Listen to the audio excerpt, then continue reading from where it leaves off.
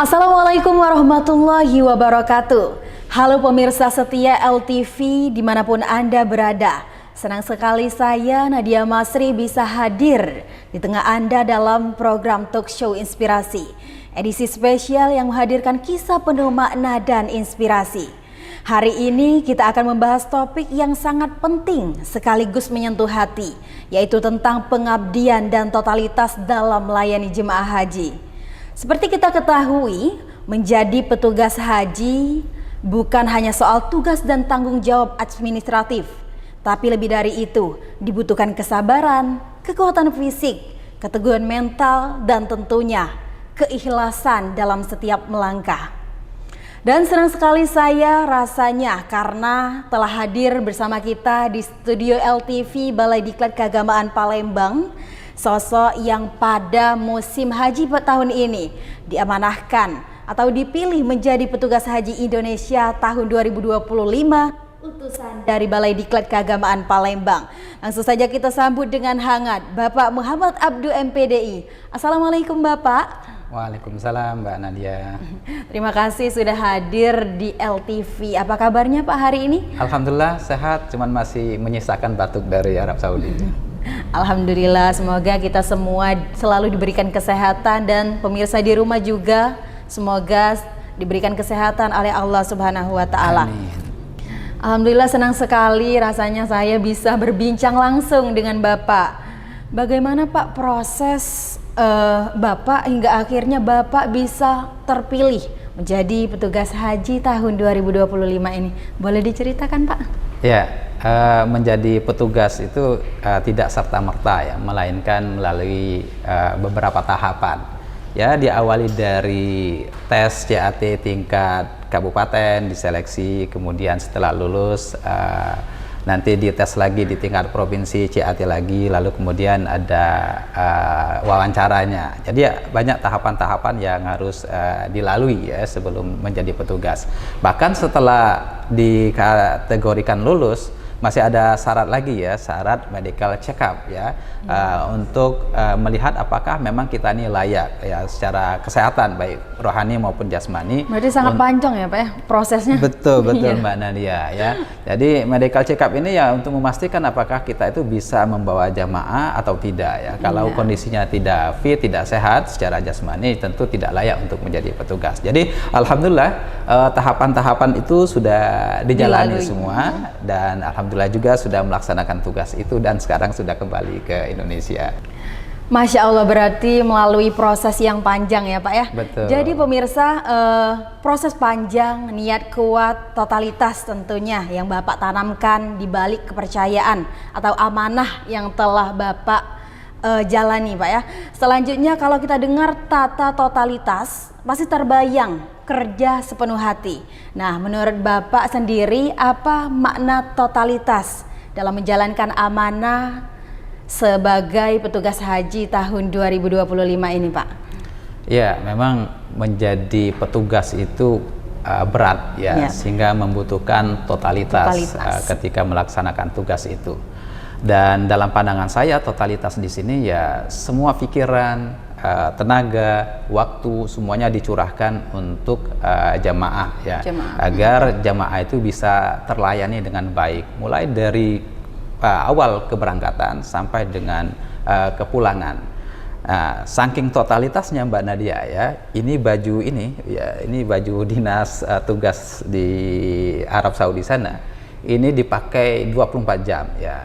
Kenapa 24 jam ya? Iya betul, 24 jam. 24 Ya. jam. Kenapa dipakai 24 jam? Ya itu untuk menandakan bahwa kita ini selalu siap untuk melayani jamaah kapanpun ya, sehingga misalnya ketika waktu tidur ada telepon yang masuk mengabarkan bahwa misalnya jamaahnya ada yang perlu dijemput ya, mau nggak mau ya harus siap ya. Mau nggak mau harus siap dalam waktu yang singkat ya, kita harus menjemput jamaah itu jadi pikiran tenaga itu memang dicurahkan ya untuk jamaah. Jadi totalitasnya itu di sana. Bahkan kepentingan pribadi pun untuk saat itu ya ditinggalkan dulu ya. Jadi memang ya Sepenuhnya, totalitas tadi iya. ya, totalitas untuk jamaah gitu ya Mbak Nini ya. Iya. Kemudian tugas utama apa Pak yang Bapak emban sebagai petugas haji tahun 2025 ini Pak? Ya, secara garis besar sebenarnya tugas kloter itu memastikan bagaimana supaya jamaah yang dipimpinnya itu atau jamaah yang yang dibawa itu, ya kebetulan saya membawa jamaah kloter 16 Mbak Nadia. Iya. Saya harus memastikan bahwa semua jamaah saya harus bisa mengikuti semua rangkaian proses manasik haji ya, manasik haji mulai dari umroh wajib, kemudian prosesi di Arafah, kemudian mabit di Musdalifah dan di Mina, kemudian melontar jumroh dan seterusnya. Nah, saya harus memastikan semua jamaah saya harus melalui proses itu, harus melaksanakan proses itu. Bisa dibayangkan kalau misalnya ada salah satu proses yang tidak diikuti oleh jamaah, misalnya di Arafah. Padahal Arafah itu kan haji itu di Arafah ya. Iya. Tapi kalau jamaah saya nggak ikut sana, itu itu kesalahan besar bagi ketua kloter ya, bagi petugas kloter ya. Nah, sehingga ya itu harus dipastikan semuanya melalui itu. Jadi itu tugas utamanya. Nah, tentu kalau mau dirinci tugas-tugas yang lain ya itu banyak ya, bahkan hal yang paling kecil pun, misalnya kamar jamaah terkunci, kuncinya tinggal di dalam ya, melapor ke ketua kloter gimana masuk kamar ya, mau nggak mau ya kita sebagai petugas ya kemudian ke resepsionis mencari solusi ya. Mungkin kalau ada kartu serap untuk buka kamar ya, itu minta dibukakan dengan resepsionisnya. Tapi ini lagi-lagi ada diperlukan komunikasi yang bagus. Di sini sebenarnya dibutuhkan bahasa ya, sehingga ada komunikasi antara ketua kloter dengan pihak hotel juga diperlukan. Nah, itu tugas-tugas kecil dari ketua kloter ya. Sebenarnya banyak lah kalau mau diceritakan ya Mbak Nadia. Iya.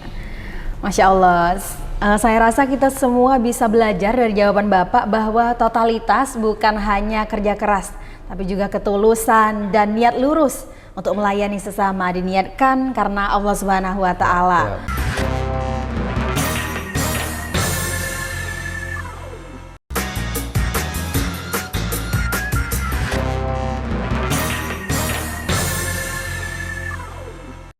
Dengan tekanan fisik mungkin yang Bapak lalui, mental, bahkan emosional mungkin. Betul. Jadi bagaimana cara Bapak menjaga stamina, mental, dan semangat agar tetap prima dalam melayani jemaah haji setiap harinya, Pak?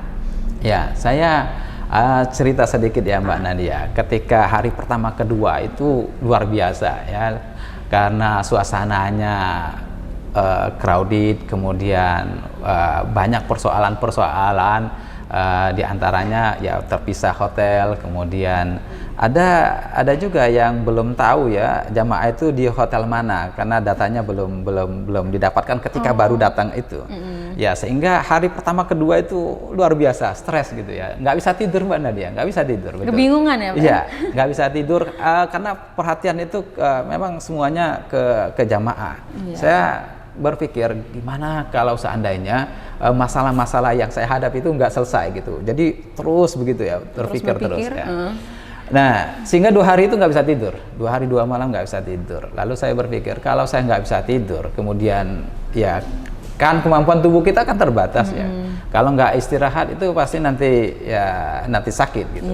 Maka di hari ketiga saya harus paksakan demi untuk melayani jemaah agar saya tetap sehat, maka saya paksakan tidur meskipun sebentar. Dan alhamdulillah bisa tidur, kemudian setelah bangun fresh kembali gitu ya. Dan tentu saja juga mengikuti saran dari dokter ya, harus minum yang banyak gitu ya. Minum suplemen juga vitamin untuk menjaga kesehatan fisik ya, jasmani kita.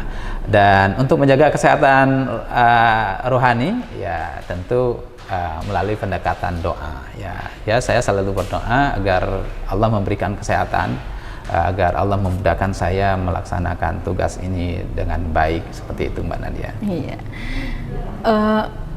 Menjaga semangat tentu sangat penting Pak ya. Tapi saya yakin Pak, keberhasilan pelayanan juga ditentukan oleh kekompakan tim. Betul sekali. Karena kita ketahui kerja sebagai petugas haji bukan hanya satu orang. Ya. Jadi menurut Bapak seberapa penting kolaborasi dan komunikasi antar petugas dalam memastikan layanan optimal kepada jemaah, Pak? Ya, betul ya. Jadi di dalam kloter itu strukturnya itu ada ketua kloter, ada pembimbing ibadah, kemudian ada petugas kesehatan. Lalu di bawahnya ada lagi ketua rombongan dan ketua regu, ya, ketua regu.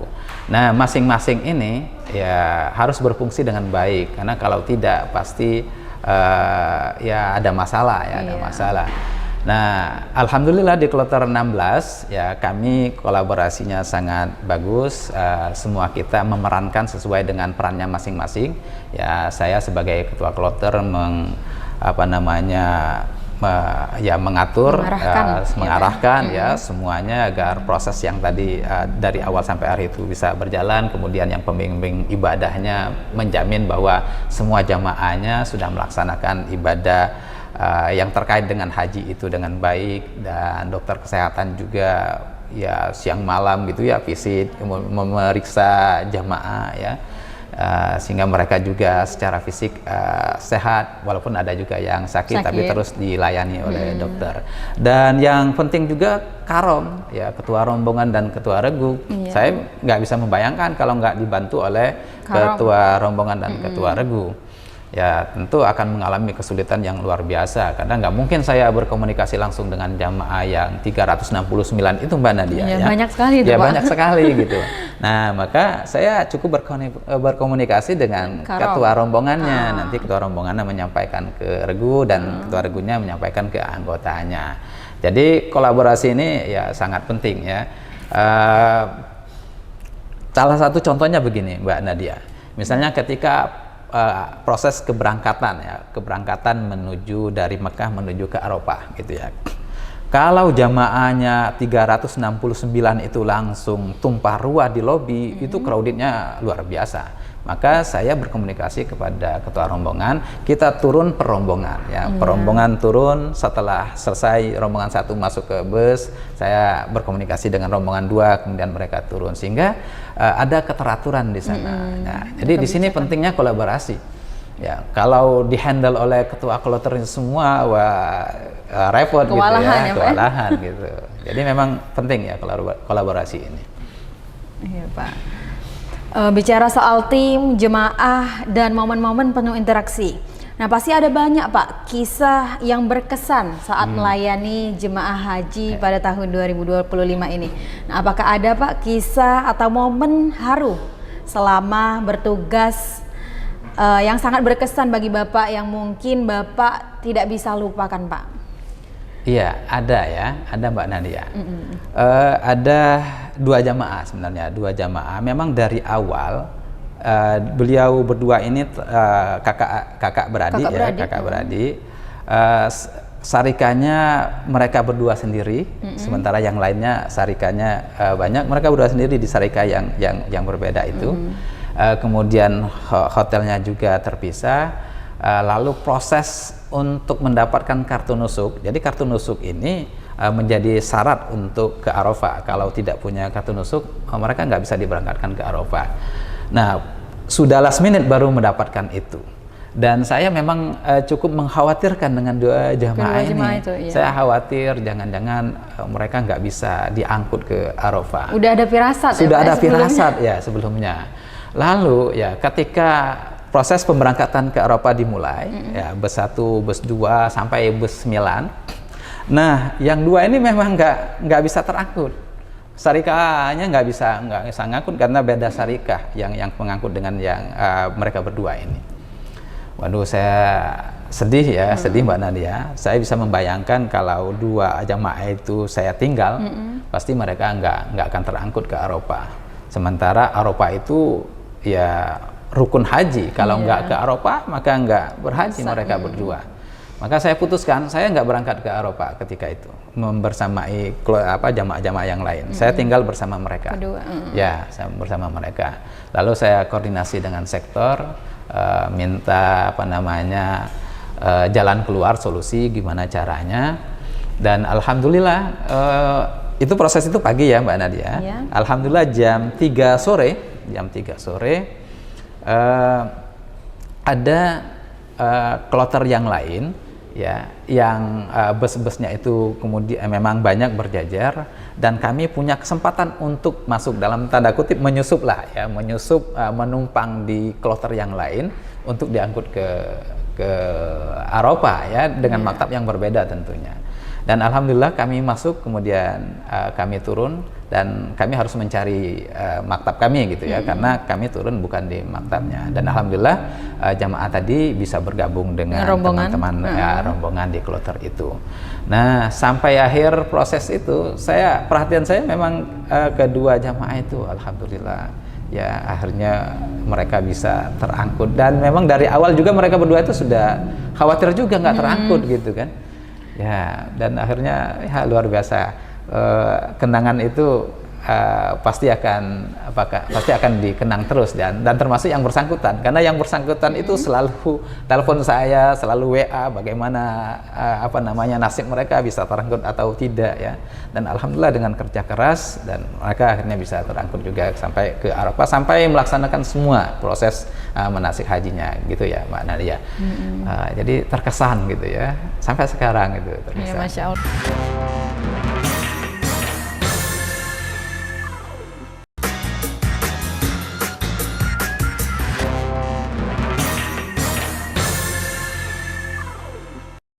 Kisah seperti itu bukan hanya menyentuh, tapi juga membuka mata hati kita tentang besarnya peran petugas haji di lapangan. Nah Pak, dari sisi jemaah sendiri pasti mereka merasakan langsung nggak Pak perubahan pelayanan dari tahun ke tahun? Bagaimana respon jemaah terhadap pelayanan haji pada tahun 2025 ini Pak? Ya, saya kira ini relatif ya Mbak Nadia, ya tergantung pengalaman jamaah ya yang dialami selama di sana. Ya, khusus untuk jamaah kloter 16 karena secara umum mereka nggak punya masalah ya, nggak punya masalah yang cukup berarti begitu ya. Sehingga responnya bagus gitu ya. Misalnya dari sisi makanannya bagus sesuai dengan selera mereka gitu, nggak ada masalah dengan makanan. Kemudian di Arafah karena jamaah kloter 16 alhamdulillah yang mendapatkan tenda yang cukup gitu, ya nggak ada masalah juga gitu ya. Kemudian pergerakan ke Musdalifah, nah ke Musdalifah ini mungkin agak sedikit karena crowded ya, jadi harus kita jam 12 itu mulai masuk ke bus, terakhir subuh gitu ya, jadi butuh perjuangan. Bahkan di Mina juga nggak ada masalah karena tenda juga cukup, konsumsi juga cukup. Sehingga respon secara umum jamaah kita kloter 16 itu ya positif ya, positif.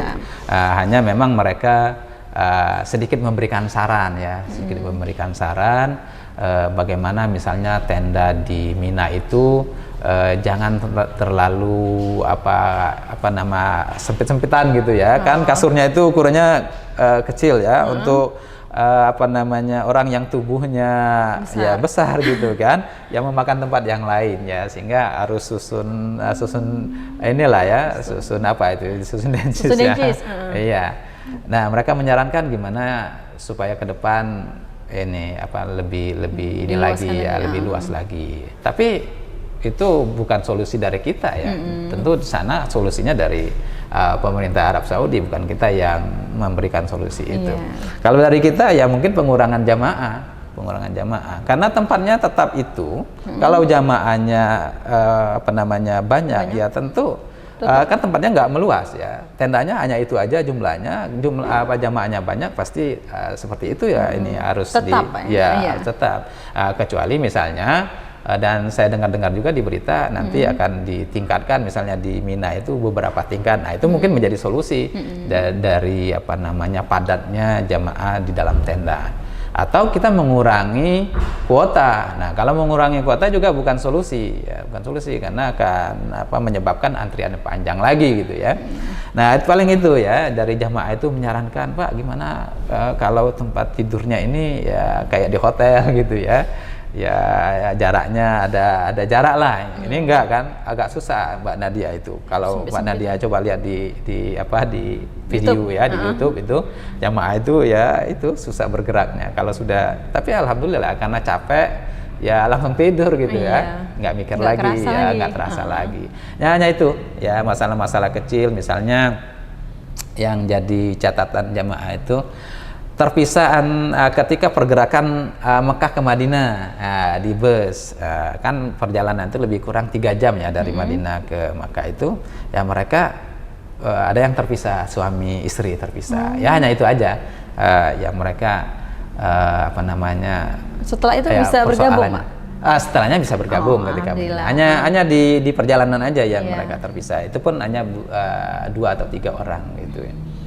Nah itu aja ini kendala yang dihadapi oleh jamaah asing, responnya seperti itu.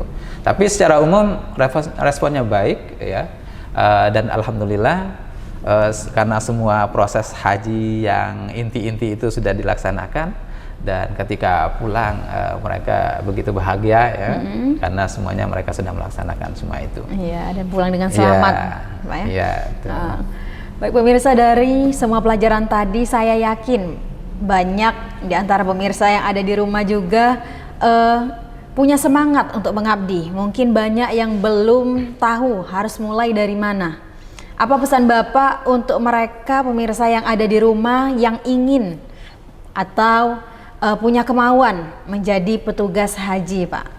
Ya, yang berminat untuk menjadi petugas haji ya, saya kira peluang terbuka ya, terbuka lebar. Biasanya itu Kanwil Kementerian Agama Provinsi Sumatera Selatan itu mengumumkan ya, sehingga siapa saja baik ASN maupun yang masyarakat umum mungkin melalui ormas ya bisa mendaftar untuk menjadi petugas haji.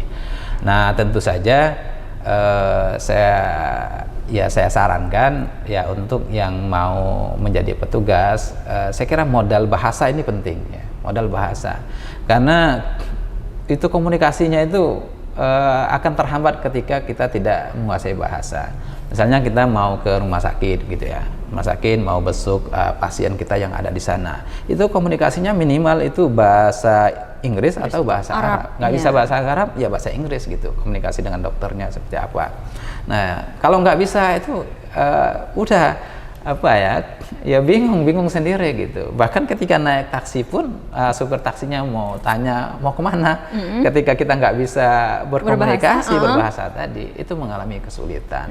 Dan ini mungkin salah satu faktor mungkin kloter-kloter yang lain mengalami hambatan ketika bahasa ini tidak dikuasai. Minimal salah satu ya, dari Arab maupun Inggris. Jadi yang pengen berminat menjadi petugas ya mulai dari sekarang ya belajar minimal yang dasar-dasar gitu ya. Ya Pak, dan untuk menutup sesi tanya jawab kita yang penuh makna ini Pak ya, kalau boleh memilih satu kata saja Pak untuk menggambarkan pengalaman Bapak sebagai petugas haji 2025, kata apa yang Bapak pilih dan mengapa Pak? Ya, kalau saya pilih menjadi petugas tahun 2025 ini penuh perjuangan Pak Nadia. Penuh perjuangan ya, harus berjuang sekuat tenaga dengan semangat ketika di lapangan. Tetapi ketika sudah selesai melaksanakan tugas ya penuh kenangan. Jadi ya mengenang itu ternyata indah juga ya ketika dikenang. Penuh perjuangan ya, dan penuh tadi. Kenangan. Penuh kenangan. Masya Allah, percakapan kita hari ini benar-benar membuka mata hati. Dari cerita Pak Abdu kita belajar bahwa menjadi petugas haji bukan hanya soal tugas, tapi tentang melayani dengan hati, bersabar dalam tekanan dan mengabdi sepenuhnya kepada Allah Subhanahu wa taala. Tentu tugas itu tidak mudah, tapi justru di sana lahir pelajaran-pelajaran paling dalam tentang keikhlasan, kepemimpinan, kerjasama dan cinta tanpa pamrih. Saya yakin banyak di antara kalian, banyak di antara pemirsa sekalian yang terinspirasi dan mungkin bercita-cita suatu saat nanti bisa melaksanakan amanah yang mulia ini. Terima kasih sekali lagi kami ucapkan sebesar-besarnya kepada Bapak Abdu atas waktu dan cerita berharganya.